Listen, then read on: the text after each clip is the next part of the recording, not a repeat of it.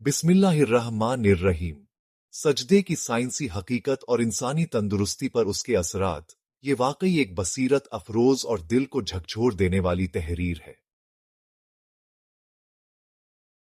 जब इंसान नमाज में सजदे की हालत में जाता है तो वो महज जमीन पर झुकता नहीं, बल्कि एक ऐसी हालत में दाखिल होता है जिसमें उसकी रूह, जिस्म और दिमाग तीनों को एक साथ राहत, ताकत और फैज हासिल होता है।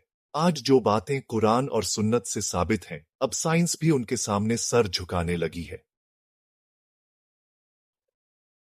सजदा एक इबादत नहीं, बल्कि एक तंदुरुस्त जिंदगी की कुंजी भी है। जब इंसान सजदे में जाता है तो उसका सर दिल से नीचे होता है।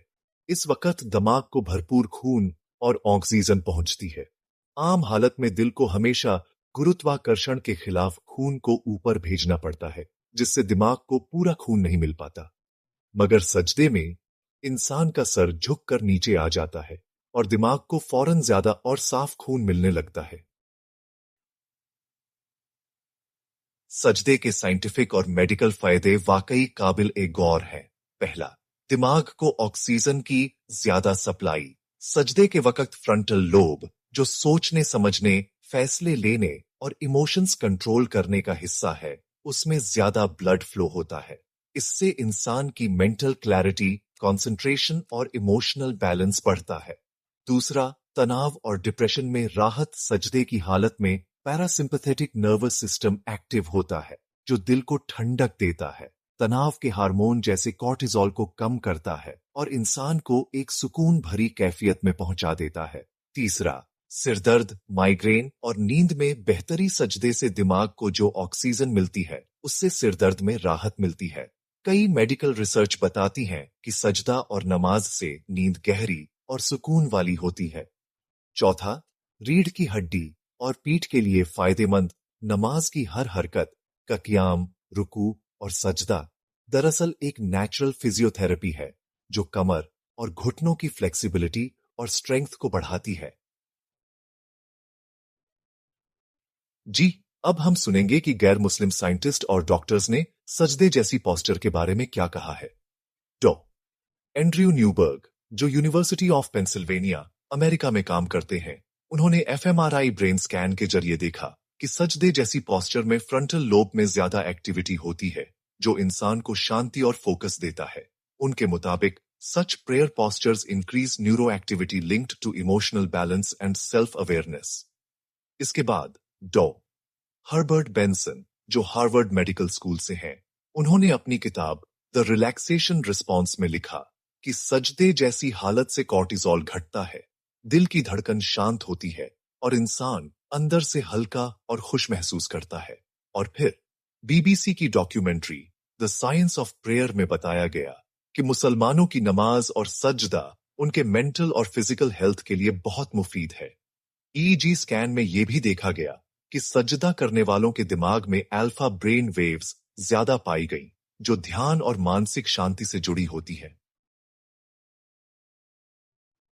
रिसर्च पेपर और मेडिकल स्टडीज के हवाले से कई दिलचस्प बातें सामने आई हैं।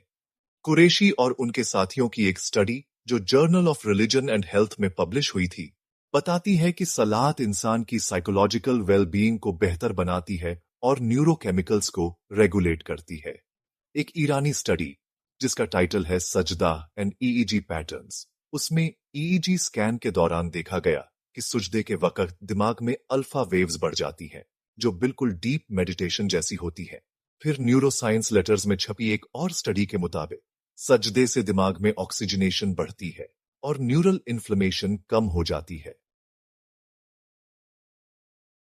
सजदा, जो अल्लाह ताला के सामने झुक कर किया जाता है, वो दरअसल इंसान के लिए रूहानी राहत, जिस्मानी तंदुरुस्ती और जहनी कव्वत का सबसे बेहतरीन जरिया बनता है। आज की दुनिया एंजाइटी, डिप्रेशन और तनाव से भरी हुई है, मगर मुसलमान के पास इसका इलाज पहले ही मौजूद है, सजदा। सजदे में वो सुकून है जो दौलत से नहीं मिलता। सजदे में वो कुर्ब है जो दुनिया की हर चीज से ऊंचा है। सजदे में वो ताकत है जो इंसान को झुकाकर बुलंद कर देती है। तो आइए नमाज को महज एक रस्म न समझें, सजदा की कद्र करें। रोजाना 5 वक्त सजदे में अल्लाह से बात करें और देखें कि आपकी दुनिया कैसे बदलती है। अल्लाह हमें सजदे की लज्जत और उसका असर महसूस करने की तौफीक अता फरमाए। आमीन या रब्बल आलमीन। क्या आपने कभी उन लोगों की जिंदगी को गौर से देखा है जो सजदे में सुकून से रहते हैं? उनका दिल नर्म होता है, गुस्से पर काबू होता है, वो दूसरों के लिए दुआएं करते हैं, उनकी सोच रूहानी होती है और यही है असल इंसानियत। हम आपको दावत देते हैं कि आप खुद अपनी आंखों से इसका जायजा लें। उन लोगों की स्टडी करें जो नमाज पाबंदी से पढ़ते हैं। क्या वाकई उनकी जिंदगी में सुकून, तवाज़ुन और रहमत नजर आती है? आखिर में एक दिल से निकली दुआ, या अल्लाह, तू हमें सजदे की मिठास, नमाज का सुकून और इबादत की लज्जत अता फरमा। या अल्लाह, हमारे दिलों को रियाकारी और सख्ती से पाक कर दे। हमें उन लोगों में शामिल कर जिनसे तू राजी है। या रहमान, हमें नमाजों का पाबंद बना दे और सजदे की बरकतों से हमारी रूह और जिस्म दोनों को तंदुरुस्त बना दे। आमीन या रब्बल